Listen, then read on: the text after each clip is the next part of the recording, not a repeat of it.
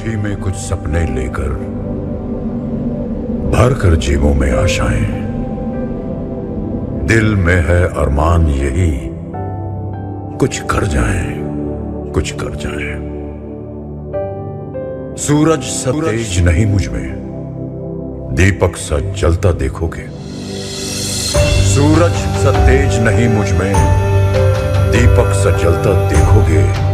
अपनी हद रोशन करने से तुम मुझको कब तक रोकोगे, तुम मुझको कब तक रोकोगे।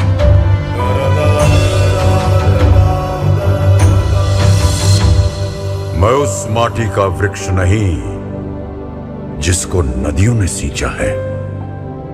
मैं उस माटी का वृक्ष नहीं जिसको नदियों ने सींचा है। बंजर माटी में पल कर मैंने मृत्यु से जीवन खींचा है।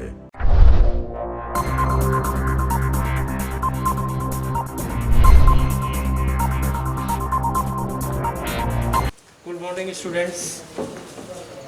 आज मैं क्लास 9th में पार्ट 6 फ्यूचर इंडेफिनिट टेंस पढ़ाऊँगा। और इसके पहले मैं आपको बता देना चाहता हूँ, सभी छात्र छात्राओं को ये जानकारी होनी चाहिए कि इस सत्र का 19-20 सत्र का जो हमारा रिज़ल्ट आया है वो 100% रिज़ल्ट आया है। सभी बच्चे पास हुए हैं, जिसमें कुछ बच्चों का जो अधिकतम स्कोर है वो क्लास 10th की है अंजलि 88.16% पाई है। और एक इंटरमीडिएट की बच्ची है तनुजपाल सिंह, जिसका परसेंटेज है 82.40। यानी इतना हाई परसेंट ले आने का मतलब जानते हैं कि वो बच्चा अपने से स्ट्रगल किया है, पढ़ा है, अच्छी पढ़ाई हुई है, तभी वो ला पाई है। नहीं तो जब आप कॉपी में नहीं लिखेंगे तो नंबर कहाँ से मिलेगा। इसका मतलब कि बच्चे पढ़े हैं और टीचर ने पढ़ाया है, उन्होंने स्ट्रगल किया है, इसी का परिणाम है कि उनको आज इतना अच्छा परसेंटेज मिला है। और आप भी मेहनत करेंगे तो इससे ज़्यादा मार्क्स ला सकते हैं। और हमारे यहाँ रीएडमिशन और एडमिशन शुरू हो गए हैं। कोई भी बच्चा न्यू एडमिशन्स या पुराने बच्चे रीएडमिशन कराना चाहते हैं, ऑनलाइन एडमिशन शुरू है, यहाँ पे भी आके करा सकते हैं। और इसी परिप्रेक्ष्य में मैं आपको ये और इन बच्चों को धन्यवाद देना चाहता हूँ कि इसी तरीके से भविष्य में अच्छी पढ़ाई करते हुए अच्छे मार्क्स लाने की कोशिश करें। धन्यवाद। अब मैं चलता हूँ क्लास 9th में ये पार्ट 6 फ्यूचर इंडेफिनिट टेंस के बारे में मैं आपको बताऊँगा।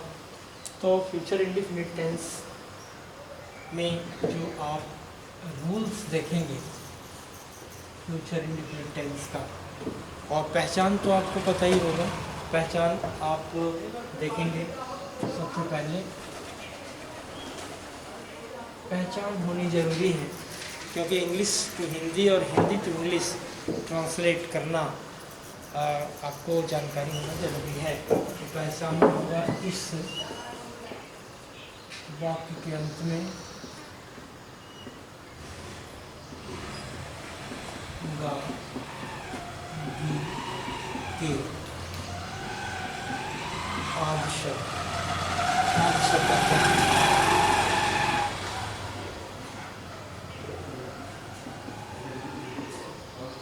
अब आप इसके रूल देखेंगे।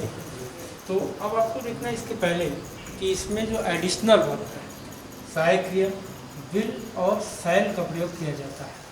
तो आप देखेंगे कि विल का प्रयोग और शैल का प्रयोग कहाँ कहाँ होता है। इसमें आई और वी के साथ शैल का प्रयोग करते हैं, और शेष सभी जितने भी सब्जेक्ट होते हैं, जितने भी कर्ता होते हैं, सबके साथ विल का प्रयोग होता है। आई और वी को छोड़ करके से सभी कर्ताओं के साथ विल का प्रयोग करते हैं। अब आप देखेंगे इसके रूल्स में कि सब्जेक्ट होता है प्लस विल या शैल होता है, प्लस यहाँ पर मेन वर्ब का फर्स्ट फॉर्म होता है, प्लस ऑब्जेक्ट होता है। ये इसका नहीं है। सब्जेक्ट यानी कर्ता, विल शैल ये एडिशनल वर्ब होता है, सहायक क्रिया, मेन वर्ब का फर्स्ट फॉर्म प्लस ऑब्जेक्ट, ये रूल। अब फॉर एग्जांपल में देखेंगे, फॉर एग्जांपल देखेंगे तो जैसे राम गाना गाएगा, राम गाना गाएगा। इसमें आप जब देखेंगे तो इस रूल्स के अनुसार सबसे पहले इस सेंटेंस में सब्जेक्ट हमको देखना है, सब्जेक्ट क्या है, राम। अब राम आई और वी के अंतर्गत तो है नहीं, इसके साथ क्या सहायक क्रिया लगाएंगे, additional verb will. Ram will sing a song, Ram will sing a song. तो आप देखेंगे इसके अनुसार ये फ्यूचर इंडिफिनिट टेंस का सिंपल सेंटेंस है। देखिए सब्जेक्ट हो गया, एडिशनल वर्ब हो गया, मेन वर्ब का फर्स्ट फॉर्म हो गया और ऑब्जेक्ट हो गया। अब इसका नेगेटिव देखिए, नेगेटिव जिसको हम नकारात्मक वाक्य कहते हैं, और नकारात्मक वाक्य के जो सेंटेंस होते हैं, सब्जेक्ट होता है, देखिए रूल्स में सब्जेक्ट विल नॉट या shall not plus main verb का फर्स्ट फॉर्म प्लस ऑब्जेक्ट। ये देखिए आप विल और शैल के बाद नॉट इम्प्रूव कर दिया, इसमें मेंशन कर दिया। जैसे तुम पतंग नहीं उड़ाओगे, अब यहाँ नॉट आ गया नहीं। अब आप क्या देखेंगे, इस नियम के अनुसार सब्जेक्ट क्या है, यू, और यू के साथ क्या लगाएंगे, यू विल। इसके बाद तुरंत नॉट मेंशन कर देना, you will not fly the kite, you will not fly the kite, तुम पतंग नहीं उड़ाओगे। विल और शैल का प्रयोग मेन वर्ब का फर्स्ट फॉर्म लगाते हैं।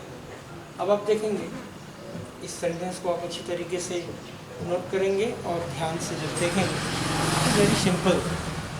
अब नेक्स्ट चलेंगे हम इंट्रोगेटिव सेंटेंस की तरफ। लेते आए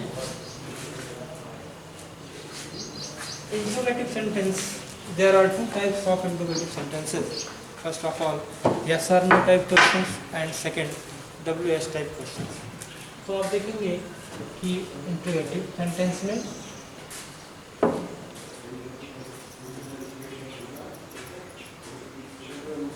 इंट्रोगेटिव सेंटेंस हम देखेंगे यस और नो टाइप में। यस और नो टाइप का मतलब क्या से प्रारंभ होने वाला वाक्य जो होता है उसको हम ऐसा नो कहते हैं। तो उसका रूल देखिए क्या है,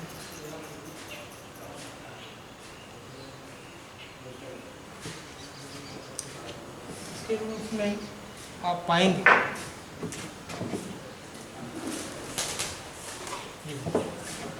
तो इसमें जो वाक्य होता है वो क्या से शुरू होता है। तो यहाँ पे एडिशनल है, यानी सहायक क्रिया विल या शैल को सबसे पहले करते हैं, फिर सब्जेक्ट हो जाता है, फिर मेन वर्ब का फर्स्ट फॉर्म होता है प्लस ऑब्जेक्ट हो जाता है।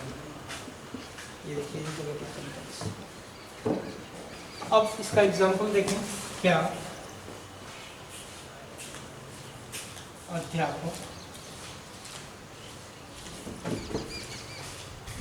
किताब पढ़ाएंगे। देखिए लास्ट में ये है, इसको वाक्य देखेंगे और मार्क ऑफ इंट्रोगेशन ये रहेगा, तो आप समझ जाइएगा कि ये क्या से शुरू होने वाला वाक्य यस और नो टाइप का है। और इस रूल्स के अनुसार हम और इस सब्जेक्ट को देखेंगे तो क्या आएगा आपका विल टीचर,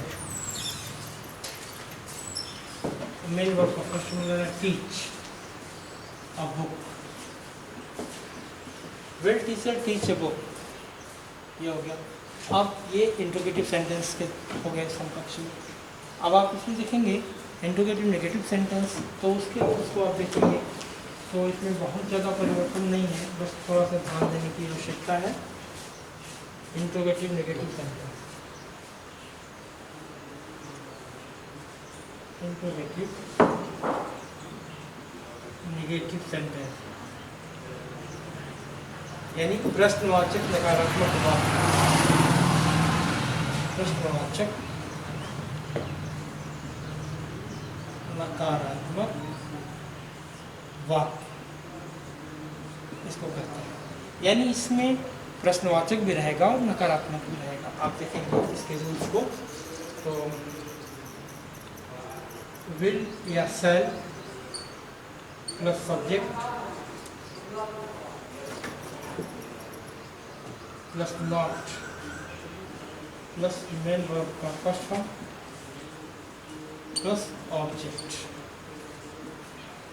इसी को लिए क्या अध्यापक किताब नहीं पढ़ाएंगे? क्या अध्यापक किताब नहीं पढ़ाएंगे? प्रश्नवाचक चिन्ह, mark of interrogation will must mention in the sentences. When you will translate into English, you must be mention the interrogative sentences to mark of interrogation. और will teacher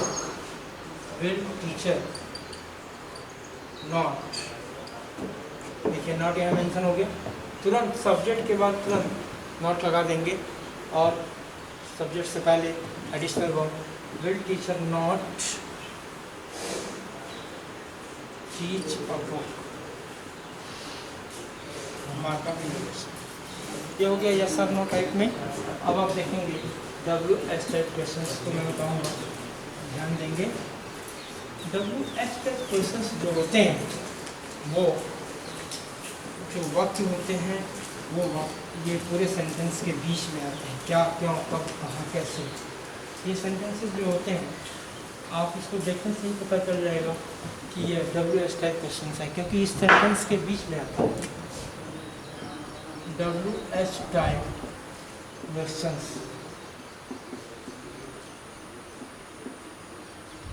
अब इसका भी रूल देखें,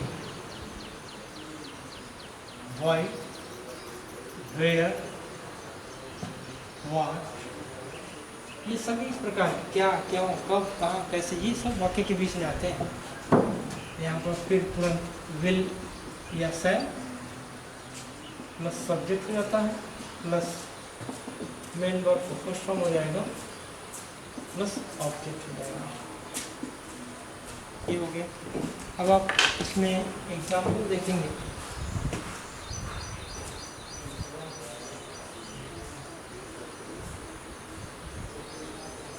चपरासी पानी नहीं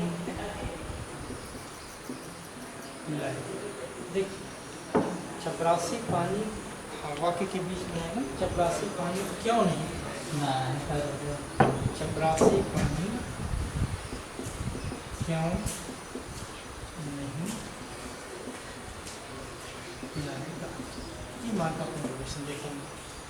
यहाँ पर देखिए ये प्रश्नवाचक शब्द है, ये वाक्य के बीच में है, इसीलिए इसको कहते हैं WH टाइप। यानी इसकी अंग्रेजी हमको सबसे पहले लिख दी है और इसमें नहीं भी आया तो Y.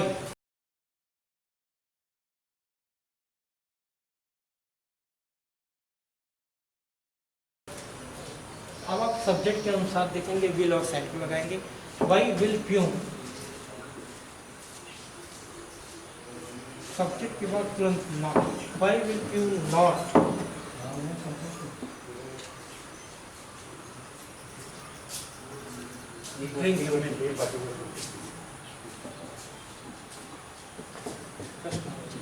mark of interrogation you have mentioned in the sentence. Why will you not take the milk? What?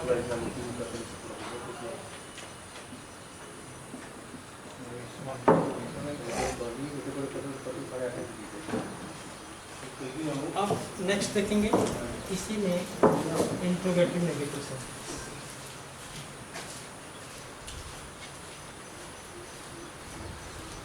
Interrogative negative sentence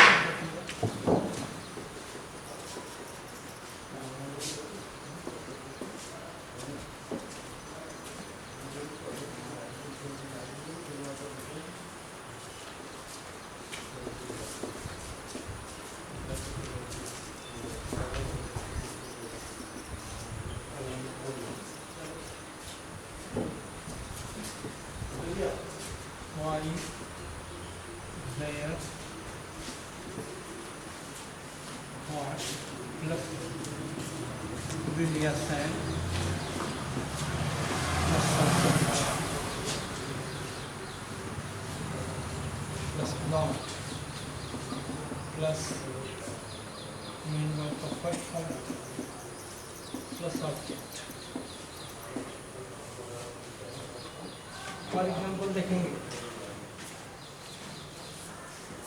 अब ये interrogative negative WS type questions में है, तो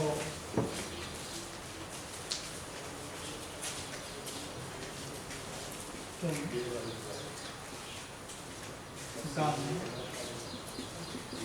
क्यों नहीं गाओगे, ठीक है। अब यहाँ पर क्योंकि अंग्रेजी से वाई, इसके बाद I will subject you not, why will you not sing a song, यहाँ पर मार्कअप इंट्रोगेशन। ये देखिए इंट्रोगेटिव नेगेटिव सेंटेंस है। आप किसी भी यस और नो टाइप या WS टाइप क्वेश्चंस में इंट्रोगेटिव नेगेटिव सेंटेंस बनाना है तो जो इंट्रोगेटिव के रूल्स हैं वो एज इट इज़ रहेंगे, केवल सब्जेक्ट के बाद नॉट आपको मेंशन कर देना है। इसी तरीके से आप जो है इस सेंटेंस को बनाएंगे। हम चाहेंगे कि आप अच्छी तरीके से इसको be careful, you read the sentences and understand the all sentences. You must be solve the simple sentences. ये रहा interrogative negative sentence future indefinite का। नेक्स्ट टर्म में फिर मैं आगे आपको बताऊँगा। Thank you.